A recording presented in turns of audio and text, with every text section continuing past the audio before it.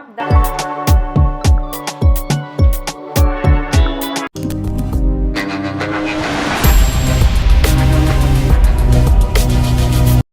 नमस्कार, welcome to my channel Zoobo bio.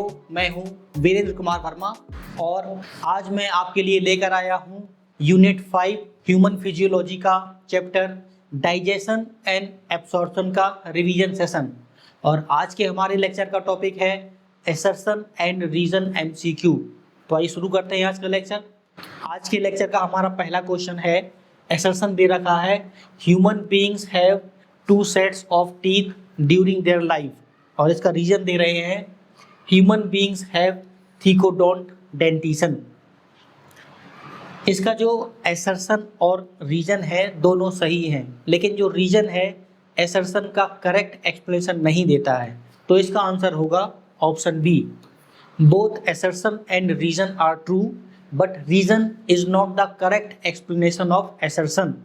क्योंकि जो असर्शन है उसमें ये दे रखा है कि ह्यूमन अपनी लाइफ में 2 सेट ऑफ टीथ इसमें अपीयर होते हैं, और जो रीजन है उसमें दे रखा है कि इनका जो डेंटिशन होता है वो थीकोडोंट होता है। थीकोडोंट का मतलब होता है जो इनके टीथ होते हैं वो जा बोन में धसे हुए होते हैं, और जो टीथ हैं वो इनकी लाइफ साइकिल में 2 बार अपीयर होते हैं। उस टर्म को बोलते हैं डाइपियोडोंट टीथ। ह्यूमन बीइंग्स को लेकर अधिकतर जो मैमल्स हैं उनमें 2 सेट्स ऑफ टीथ निकलते हैं। एक जो टेम्पोररी मिल्क टीथ या गिरने वाले दांत होते हैं, दूसरे परमानेंट या एडल्ट टीथ जो इन टेम्पोररी मिल्क टीथ की जगह निकलते हैं। इस तरह के डेंटिशन को डाइपियोडोंट कहते हैं। ह्यूमन के दांत थीकोडोंट होते हैं, मतलब जो दांत होते हैं वो सॉकेट ऑफ जा बोन में धसे होते हैं। ये बच्चों का डेंटल फार्मूला दे रखा है और ये एडल्ट का डेंटल फार्मूला दे रखा है। जो डेंटल फार्मूला आप देख रहे हैं ये ऊपर का जा है और ये नीचे का जा है, यानी ऊपरी जबड़ा और निचला जबड़ा। ऊपरी जबड़े में जो हाफ जा होता है यानी आधा जो जबड़ा होता है उनका डेंटिशन इस तरह से है। 2 इंसाइजर, 1 कैनाइन प्रीमोलर बच्चों में अब्सेंट होते हैं और 2 मोलर। इसी तरह से निचले जबड़े में भी 2102 इंसाइजर, कैनाइन, प्रीमोलर और मोलर होते हैं। इनको जब डबल करते हैं तो 20 टीथ, मतलब हाफ जा इधर तो ये पूरा जा बनेगा। इसको डबल करेंगे फिर इसको डबल करेंगे, दोनों को ऐड करेंगे तो 20 टीथ आएगा। बच्चों में प्रीमोलर अब्सेंट है और मोलर में 3 की जगह केवल 2 सेट होते हैं। इसमें जो एडल्ट डेंटल फार्मूला है ह्यूमन का उसमें इंसाइजर, कैनाइन, प्रीमोलर और मोलर 2123 होता है। इसको जब डबल करते हैं तो 32 टीथ आते हैं। इसमें जो देख रहे हैं आप मोलर, इसमें 2 जोड़ी मोलर्स पाए जाते हैं और जबकि एडल्ट में 3 जोड़ी मोलर्स पाए जाते हैं। बच्चों में प्रीमोलर अब्सेंट होते हैं और एडल्ट में प्रीमोलर प्रेजेंट होते हैं। जो तीसरी जोड़ी के मोलर्स होते हैं वो ह्यूमन में अक्लदान या विजडम टीथ कहलाते हैं। ये टूथ की एनाटॉमी दे रखी है। टूथ में रूट, क्राउन और इनेमल स्ट्रक्चर आप देख रहे हैं। जो इनेमल होता है वो बॉडी का हार्डेस्ट पार्ट होता है। Oesophagus pierces the diaphragm and enters the abdominal cavity. इसका रीजन ये दे रहे हैं peristaltic movement starts from oesophagus. जो पेरिस्टाल्सिस होती है वो ओइसोफेगस से स्टार्ट हो जाती है, जिसकी वजह से भोजन आगे बढ़ता है और ओइसोफेगस डायाफ्राम को पायर्स करके एब्डोमिनल कैविटी में एंटर करती है। ये दोनों बातें सही है, लेकिन जो रीजन है असर्शन का करेक्ट एक्सप्लेनेशन नहीं दे रहा है। तो इसका जो आंसर होगा वो होगा ऑप्शन बी। इस फिगर में आप देख रहे हैं जो ओइसोफेगस होता है वो एब्डोमिनल कैविटी में एंटर करता है इस डायाफ्राम के थ्रू। पेरिस्टाल्सिस जो होती है वो वेव लाइक मोशन होता है मसल्स का, मस्कुलर लेयर का, जिसमें कॉन्ट्रैक्शन और रिलैक्सेशन होता है मसल्स में। 2 तरह की मसल्स होती हैं पूरे एलिमेंट्री कैनाल का। अगर ट्रांसवर्स सेक्शन देखा जाए तो लॉन्गिट्यूडिनल मसल और सर्कुलर मसल्स। इसमें कॉन्ट्रैक्शन और रिलैक्सेशन होता है, जिससे एक वेव उत्पन्न होती है, वेव पैदा होती है और वो भोजन को आगे, फूड को आगे धकेलती है। ओइसोफेगस की सर्कुलर एवं लॉन्गिट्यूडिनल मसल्स एक रिदम में कॉन्ट्रैक्ट एवं रिलैक्स करती है, जिससे फूड या निवाला आगे स्टोमक में धकेला जाता है। पेरिस्टालसिस ओइसोफेगस से स्टार्ट होकर पूरे डाइजेस्टिव ट्रैक्ट में आगे बढ़ता रहता है जब तक कि वेस्ट शरीर से बाहर न निकल जाए। Caecum is a small blind sac which host some symbiotic microorganism, और इसका रीजन दे रहे हैं Escherichia coli in return produces vitamin B12, vitamin K, thiamine and riboflavin. इसका जो एसर्शन और रीजन है वो दोनों ही ट्रू हैं, और रीजन एसर्शन का करेक्ट एक्सप्लेनेशन भी दे रहा है। इसका ए ऑप्शन सही होगा। Both assertion and reason are true and reason is the correct explanation of assertion. ये कह रहे हैं कि सीकम जो होती है एक ऐसा ब्लाइंड सैक, ब्लाइंड थैला होता है जिसमें कुछ सिम्बायोटिक माइक्रो ऑर्गेनिज्म रहते हैं, और बदले में ये माइक्रो ऑर्गेनिज्म कुछ विटामिन जैसे vitamin B12, vitamin K, vitamin B1 और विटामिन B2 का प्रोडक्शन करते हैं। तो ये सिम्बायोटिक एसोसिएशन होता है इस तरह का। ये बात एकदम सही है। यहाँ थियामिन दे रखा है, थियामिन का मतलब होता है विटामिन B1 और राइबोफ्लेविन का मतलब होता है विटामिन B2। सीकम एक बंद थैली होती है जो स्मॉल इंटेस्टाइन को लार्ज इंटेस्टाइन से जोड़ती है। सीकम में कुछ बैक्टीरिया सिम्बायोसिस या सहजीवी के रूप में रहते हैं। ये सहजीविता या सिम्बायोसिस म्यूचुअलिस्टिक होती है, इससे दोनों को फायदा होता है। बैक्टीरिया फर्मेंटेशन के द्वारा कॉम्प्लेक्स कार्बोहाइड्रेट को डाइजेस्ट करने में हेल्प करता है। Bacteria vitamin B1, vitamin B2, vitamin B12 एवं विटामिन K का सिंथेसिस करता है। बदले में जो बैक्टीरिया है वो सीकम में रहता है, यहाँ का न्यूट्रिएंट रिच एनवायरनमेंट उसे मिलता है और यहाँ पर टेम्परेचर एवं pH कांस्टेंट होता है। सर सीकम में कौन कौन से बैक्टीरिया प्रेजेंट होते हैं?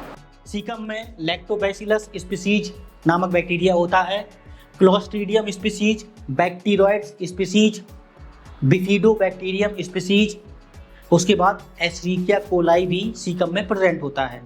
सर इन बैक्टीरिया के फंक्शन बताइए, ये क्या फंक्शन करते हैं? इन बैक्टीरिया के काम कुछ इस तरह से हैं। जो लैक्टोबैसिलस स्पीसीज का बैक्टीरिया है वो डाइजेशन में हेल्प करता है और लैक्टिक एसिड का प्रोडक्शन भी करता है। क्लोस्ट्रीडियम स्पीसीज का बैक्टीरिया फाइबर फर्मेंटेशन एवं short chain fatty acid production में हेल्प करता है। बैक्टीरोइड स्पीसीज का बैक्टीरिया कॉम्प्लेक्स कार्बोहाइड्रेट को ब्रेक करता है और उसे शॉर्ट चेन फैटी एसिड में बदल देता है। बिफिडोबैक्टीरियम स्पीसीज विटामिन का प्रोडक्शन करते हैं एवं गट हेल्थ को सपोर्ट करते हैं। एस्चेरिचिया कोलाई विटामिन K के प्रोडक्शन में हेल्प करता है। Products of digestion are mainly absorbed in the large intestine, और इसका रीजन दे रहे हैं mucosal lining of small intestine forms finger like foldings called villi which aid in absorption. इसका जो एसर्शन दे रखा है वो तो फॉल्स है। ये बता रहे हैं कि जो मेनली एब्सॉर्प्शन होता है वो लार्ज इंटेस्टाइन में होता है, ऐसा नहीं है। जो मेनली एब्सॉर्प्शन होता है वो स्मॉल इंटेस्टाइन में होता है। लगभग 90 to 95% एब्सॉर्प्शन स्मॉल इंटेस्टाइन में होता है। तो इसका एसर्शन फॉल्स है और इसका रीजन सही है, यानी assertion is false but reason is true. इसका डी ऑप्शन सही होगा। न्यूट्रिएंट एब्सॉर्प्शन की मेन साइट स्मॉल इंटेस्टाइन होती है। स्मॉल इंटेस्टाइन में प्रोटीन, कार्बोहाइड्रेट, फैट्स एवं अधिकतर विटामिन्स का एब्सॉर्प्शन होता है। लार्ज इंटेस्टाइन में water, electrolytes and short chain fatty acids का एब्सॉर्प्शन होता है। Short chain fatty acids bacterial fermentation के द्वारा बनाए जाते हैं। मैक्सिमम एब्सॉर्प्शन स्मॉल इंटेस्टाइन में होता है, इसके लिए स्मॉल इंटेस्टाइन की आंतरिक बनावट इसमें सहयोग करती है। 90 to 95% एब्सॉर्प्शन स्मॉल इंटेस्टाइन में होता है, केवल 5 से 10% एब्सॉर्प्शन ही लार्ज इंटेस्टाइन में होता है। पानक्रीज इज ए हेटेरोक्राइन ग्लैंड और इसका रीजन दे रखे हैं endocrine part secrete insulin and glucagon and exocrine part secrete an acidic pancreatic juice containing enzymes. जो इसका एसर्शन है वो एकदम सही है। जो पानक्रीज होती है वो हेटेरोक्राइन ग्लैंड होती है और जो रीजन दे रखा है, रीजन में आप देख रहे हैं एक टर्म एसिडिक पानक्रिएटिक जूस। जो पानक्रिएटिक जूस होता है वो एल्केलाइन मीडियम में एक्टिव होता है और इसका ऑप्टिमम जो पीएच होता है जिसमें ये एक्टिव होता है पानक्रिएटिक जूस वो होता है 7.5 to 8 pH। तो ये एसिडिक पानक्रिएटिक जूस के कारण ये रीजन गलत है। तो इसका जो आंसर होगा assertion is true but reason is false. इसका सी ऑप्शन सही होगा। ये पानक्रीज का फिगर दे रखे हैं। पानक्रीज में दो तरह की सेल्स होती हैं। एक जो एक्सोक्राइन सेल्स होती हैं उन्हें कहते हैं पानक्रिएटिक एसिनी और जो एंडोक्राइन सेल्स होती हैं उन्हें कहते हैं पानक्रिएटिक आइसलेट्स। जो पानक्रिएटिक एसिनी होती हैं या जिन्हें एक्सोक्राइन सेल्स कहते हैं वो एंजाइम्स का सेक्रीशन करती हैं और जो पानक्रिएटिक आइसलेट या एंडोक्राइन सेल्स होती हैं वो हार्मोन्स का सेक्रीशन करती हैं। सर पैनक्रियाज के एंडोक्राइन पार्ट में कौन कौन से सेल प्रेजेंट होते हैं? पानक्रीज का जो एंडोक्राइन पार्ट होता है उसे हम कहते हैं islets of Langerhans. Islets of Langerhans में 4 तरह की सेल्स प्रेजेंट होती हैं, alpha, beta, gamma and delta sales, जो डिस्टिंक्ट फंक्शन शो करती हैं। अल्फा सेल्स ग्लूकेगॉन प्रोड्यूस करती हैं जो ब्लड ग्लूकोज लेवल को बढ़ाता है। बीटा सेल्स इंसुलिन प्रोड्यूस करता है जो ब्लड ग्लूकोज लेवल को कम करता है। इस तरह से इंसुलिन एवं ग्लूकेगॉन ब्लड ग्लूकोज लेवल को कंट्रोल करती हैं। जो आइसलेट्स ऑफ लैंगरहैंस की गामा सेल्स होती हैं वो पानक्रिएटिक पॉलीपेप्टाइड हार्मोन सेक्रेट करती हैं। गामा सेल्स को पानक्रिएटिक पॉलीपेप्टाइड सेल्स या पीपी सेल्स भी कहते हैं।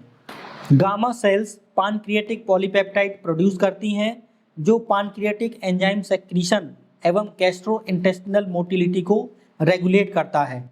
Delta sales somatostatin hormone secrete करती हैं जो इंसुलिन, ग्लूकेगॉन एवं पानक्रिएटिक पॉलीपेप्टाइड के रिलीज को इनहिबिट करता है या रोकता है। जब ब्लड में ग्लूकोज, अमीनो एसिड एवं फैटी एसिड का लेवल बढ़ जाता है तब डेल्टा सेल से सोमैटोस्टैटिन सेक्रीट होता है। इस तरह से सोमैटोस्टैटिन इनडायरेक्टली इंसुलिन एवं ग्लूकेगॉन के एक्शन को कंट्रोल करके ब्लड ग्लूकोज लेवल को स्टेबलाइज करता है। जो पानक्रीज का एक्सोक्राइन पार्ट होता है उसे पानक्रिएटिक एसिनी कहते हैं।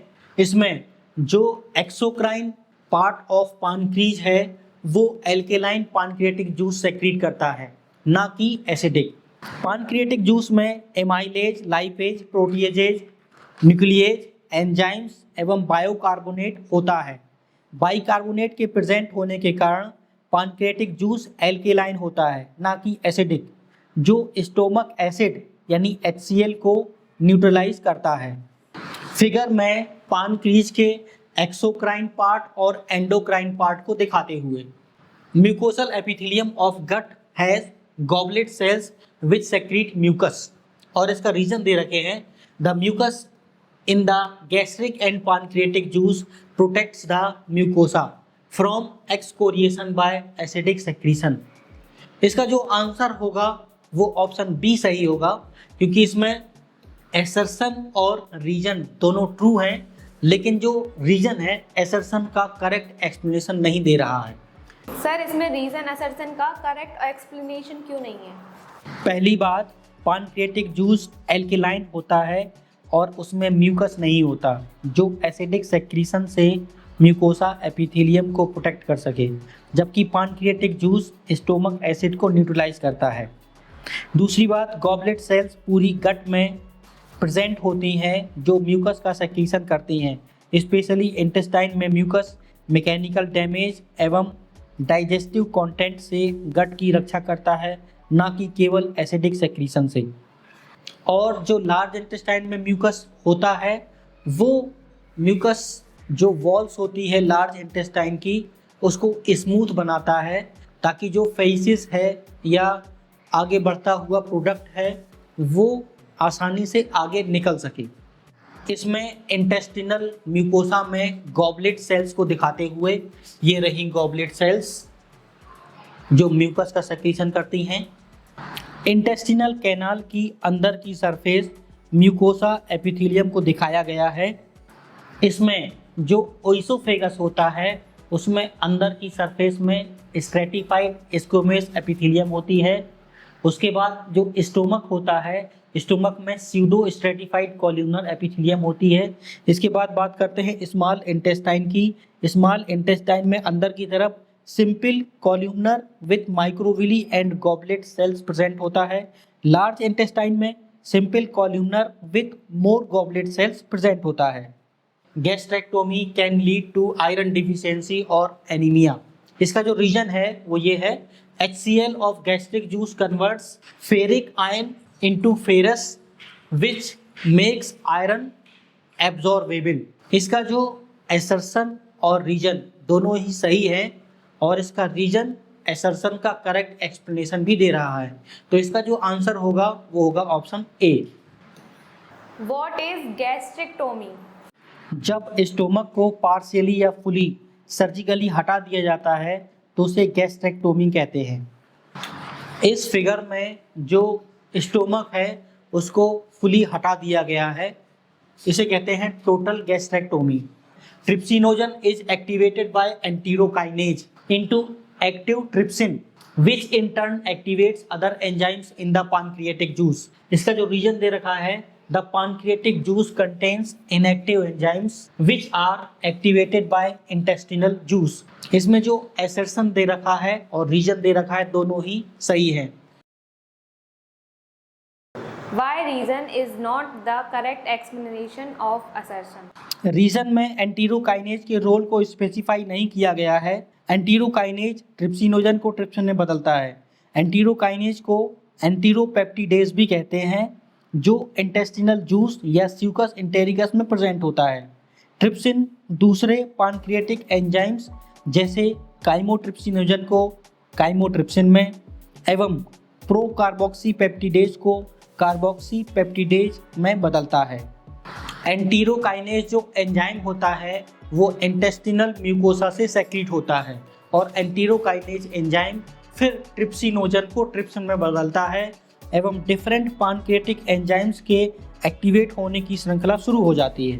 पानक्रिएटिक जूस में जो एंजाइम होते हैं वो होते हैं पानक्रिएटिक एमाइलेज, ट्रिप्सिनोजन, काइमोट्रिप्सिनोजन, प्रोकार्बोक्सीपेप्टिडेज, प्रोइलास्टेज, पानक्रिएटिक लाइपेज, डीऑक्सीरिबोन्यूक्लिएज जिसे डीएनएज कहते हैं और लास्ट है रिबोन्यूक्लिएज जिसे आरएनएज कहते हैं। इंटेस्टिनल जूस या स्यूकस इंटेरिकस में माल्टेज, लैक्टेज, सुक्रेज या इन्वर्टेज, अमीनोपेप्टिडेज, डाइपेप्टिडेज, एंटेरोकाइनेज या एंटेरोपेप्टिडेज, न्यूक्लियोटाइडेज एंड न्यूक्लियोसाइडेज प्रेजेंट होते हैं। फिगर में पानक्रिएटिक ग्लैंड में जो मेन पानक्रिएटिक डक्ट होती है उसे डक्ट ऑफ विल्सन कहते हैं। एम्पुला ऑफ वेटर बाइल एवं पानक्रिएटिक जूस दोनों को डिओडिनम में पहुंचाता है। Sphincter of Oddi ampulla of waiter के खुलने एवं बंद होने को कंट्रोल करती है, एग्जिट पॉइंट पर प्रेजेंट होती है। फिगर में जो एसेसरी पानक्रिएटिक डक्ट होती है वो केवल पानक्रिएटिक जूस और पानक्रीज में प्रेजेंट बाइकार्बोनेट को ही यहाँ तक पहुँचाता है। इस एसेसरी डक्ट का संबंध इस बाइल डक्ट से नहीं होता है, ये एक अल्टरनेट रूट का काम करता है। कभी जब मेन डक्ट में कोई प्रॉब्लम होती है तो इस डक्ट का यूज़ होता है और फिर यहाँ से डिओडिनम में पानक्रिएटिक जूस और बाइकार्बोनेट सेक्रीट होता है। Bile is not a true digestive juice, bile lakhs digestive enzymes. ये एकदम सही बात है। इसका एसर्शन और रीजन दोनों सही हैं और रीजन एसर्शन का करेक्ट एक्सप्लेनेशन भी दे रहा है। तो इसका जो आंसर होगा वो होगा ऑप्शन ए। जो बाइल होता है, बाइल में बिलीरुबिन एंड बिलीवर्टिन जैसे बाइल पिगमेंट होते हैं। इसमें बाइल साल्ट प्रेजेंट होता है, कोलेस्ट्रॉल प्रेजेंट होता है और फॉस्फोलिपिड प्रेजेंट होता है, लेकिन इसमें कोई एंजाइम प्रेजेंट नहीं होता। इस तरह से हम कह सकते हैं कि जो बाइल होता है वो ट्रू डाइजेस्टिव जूस नहीं है। बाइल फैट का एमल्सिफिकेशन करके फैट को डाइजेस्ट करने में हेल्प करता है। सर बाइल में कौन कौन से बाइल सॉल्ट होते हैं? बाइल में glycocholate, taurocholate, glycochenodeoxycholate, taurochenodeoxycholate etcetera salt present होते हैं। What is emulsification? एमल्सिफिकेशन की जो प्रोसेस होती है उसमें जो फैट ग्लोब्यूल्स है उसके बड़े बड़े मॉलिक्यूल्स को छोटे छोटे मॉलिक्यूल्स में तोड़ा जाता है ताकि उनका सरफेस एरिया बढ़ जाए और जो पैनक्रियाटिक लाइपेज होता है वो उस पर एक्ट कर सके। बढ़े हुए सरफेस एरिया के कारण लाइपेज एंजाइम इफिशिएंट वर्क करता है और फैट को फैटी एसिड एवं ग्लिसरॉल में तोड़ देता है जिससे एब्सॉर्प्शन हो सके। Fat is restricted in the diet of a person who has undergone an operation to remove gall bladder. इसका जो रीजन है वो दे रखा है, the gall bladder stores lipase which are released in small intestine for digestion. उन लोगों के लिए फैट रेस्ट्रिक्टेड होता है जिनका गॉल ब्लैडर निकाल दिया गया है ऑपरेशन करके। तो असर्शन तो इसका सही है, लेकिन रीजन में दे रखे हैं कि जो गॉल ब्लैडर है वो लाइपेज का स्टोरेज करता है। जी नहीं, जो गॉल ब्लैडर होता है वो बाइल जूस का स्टोरेज करता है और जो बाइल जूस है वो बनता कहाँ है? बाइल जूस लीवर में बनता है। तो इसका जो असर्शन है वो ट्रू है बट इसका रीजन फॉल्स है। तो assertion is true but reason is false.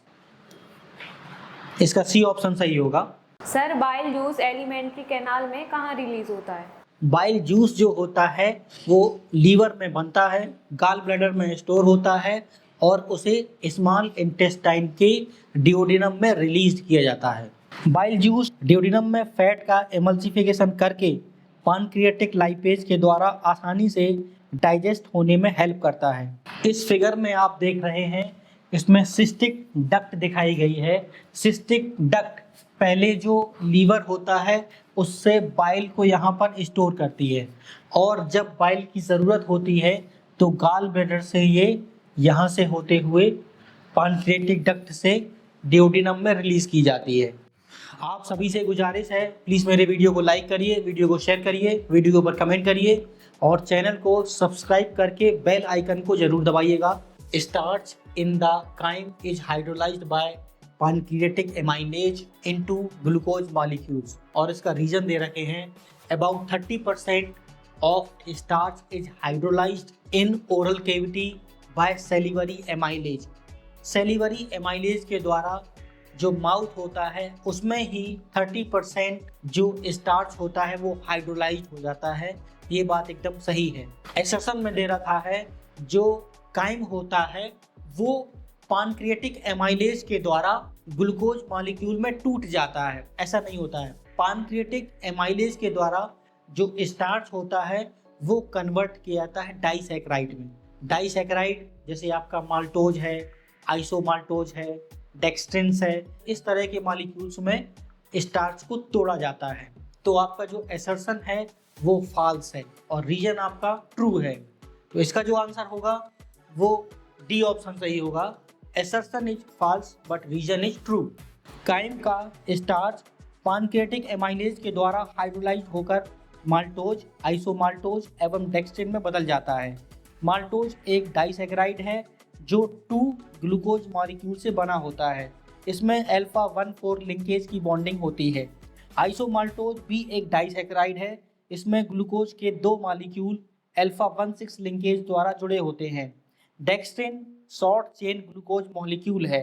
ये प्रोडक्ट इंटेस्टिनल जूस में प्रेजेंट एंजाइम माल्टेज, आइसोमाल्टेज, डेक्सट्रिनेज द्वारा ग्लूकोज में कन्वर्ट किए जाते हैं जहां से वो ब्लड स्ट्रीम में मिल जाते हैं। जो स्टार्च होता है वो ओरल कैविटी में सेलिवरी एमाइलेज के द्वारा डाइसैकेराइड यानी माल्टोज में कन्वर्ट कर दिया जाता है। एक्सेप्शन में दे रखा है, the sight, smell and presence of food in the oral cavity can stimulate secretion of saliva और रीजन में दे रखा है, the activities of the gastrointestinal tract are only under neural control for proper coordination of different parts. इसका जो reason है, reason इसका गलत है, क्योंकि रीजन में दे रखा है कि जो कंट्रोल होता है वो केवल न्यूरल कंट्रोल होता है, लेकिन ऐसा नहीं होता है।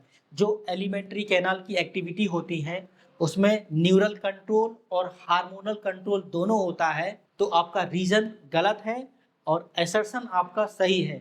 Assertion is true but reason is false. आपका सी ऑप्शन सही होगा।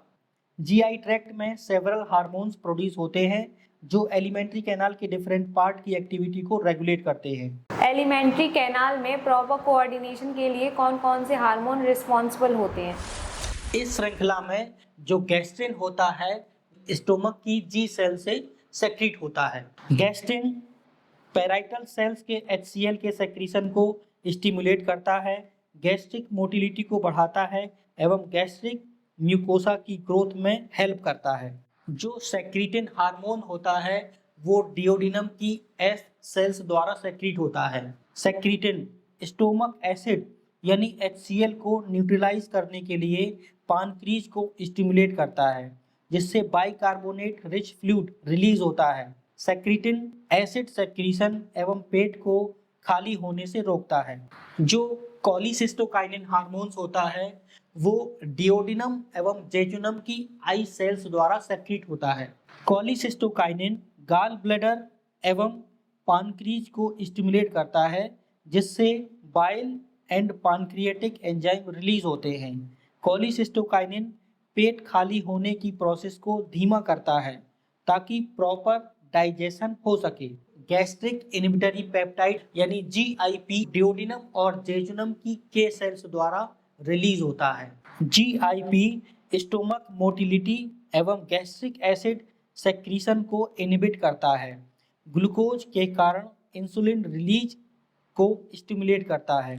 जो मोटिलिन हार्मोन होता है वो स्मॉल इंटेस्टाइन की M सेल्स द्वारा सेक्रीट होता है। मोटिलिन फास्टिंग के दौरान पेरिस्टाल्टिक वेव को कंट्रोल करता है एवं बचे हुए फूड को स्टोमक एवं स्मॉल इंटेस्टाइन से क्लियर करता है। जो सोमैटोस्टैटिन हार्मोन होता है वो स्टोमक, इंटेस्टाइन एंड पानक्रीज की डी सेल्स द्वारा सेक्रीट होता है। सोमैटोस्टैटिन गैस्ट्रिन, कॉलीसिस्टोकाइनिन, सेक्रीटिन एवं दूसरे गैस्ट्रोइंटेस्टिनल हार्मोन्स के रिलीज को इनहिबिट करता है। ये गैस्ट्रिक एसिड सेक्रीशन को कम करता है एवं डाइजेशन को स्लो करता है। एंटीरोग्लूकेगॉन ये इंटेस्टाइन की L सेल्स द्वारा सेक्रीट होता है। एंटीरोग्लूकेगॉन गैस्ट्रिक मोटिलिटी को स्लो करता है एवं इंटेस्टिनल एब्सॉर्प्शन को प्रमोट करता है।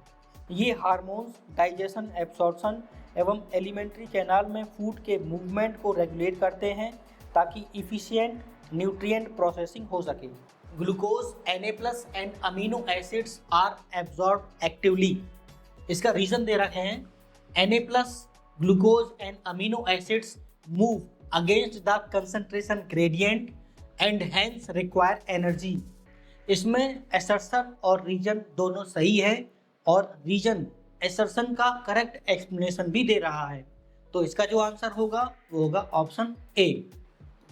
कौन कौन से सब्सटेंस एक्टिवली एवं कौन से पैसिवली एब्जॉर्ब होते हैं? सब्सटेंस का एब्सॉर्प्शन 3 तरीके से होता है: active absorption, passive absorption, facultative absorption.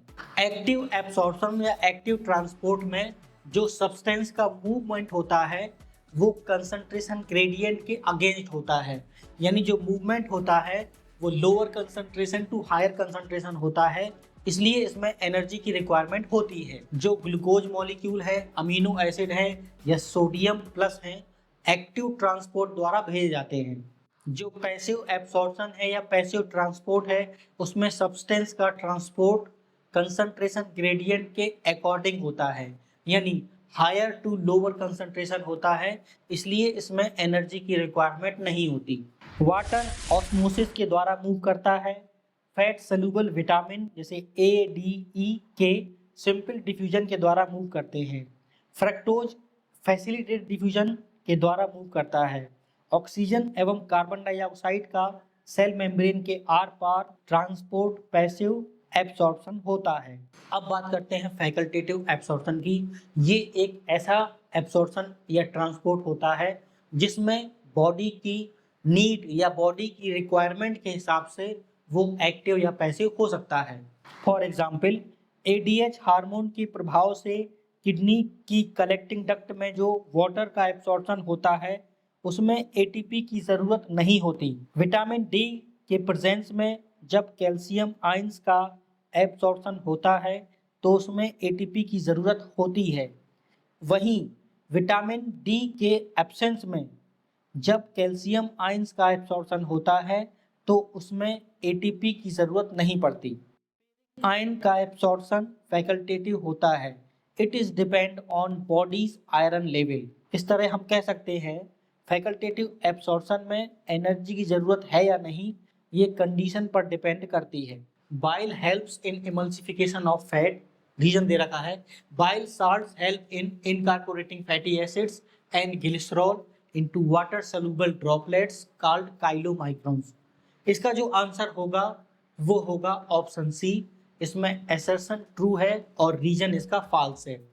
इसका सी ऑप्शन सही होगा। रीजन फॉल्स क्यों है? बाइल साल्ट फैटी एसिड एवं ग्लिसरॉल को वाटर सॉल्युबल ड्रॉपलेट्स में शामिल करने में हेल्प करता है। इन ड्रॉपलेट्स को मिसेल्स कहते हैं, ना कि chylomicrons. What is chylomicrons? Chylomicrons lipoprotein particles होते हैं जो फैट को ट्रांसपोर्ट करते हैं ब्लड स्ट्रीम तक। काइलोमाइक्रॉन्स मेनली ट्राइग्लिसराइड है जिसमें थोड़े अमाउंट में कोलेस्ट्रॉल, फॉस्फोलिपिड एवं प्रोटीन प्रेजेंट होती है। फिर ये ट्राइग्लिसराइड क्या है? ट्राइग्लिसराइड ईस्टर है जो एक ग्लिसरॉल एवं 3 फैटी एसिड के मिलने से बनते हैं। बाइल क्या होता है? बाइल एक वाटरी फ्लूइड मिक्सचर होता है। इसमें लगभग 85% वाटर होता है और उसमें बाइल पिगमेंट होते हैं, बाइल साल्ट होते हैं, कोलेस्ट्रॉल होता है और फॉस्फोलिपिड होता है। बाइल फैट को बहुत छोटे मिसल्स में तोड़ने में हेल्प करता है। इसे फैट का इमल्सिफिकेशन कहते हैं। एक्सरसन में दे रखा है water and electrolytes are almost fully absorbed in the large intestine. Reason में दे रखा है in large intestine haustral contractions, slow segmenting movement roll the forming phases over and over causing absorption of water and electrolytes।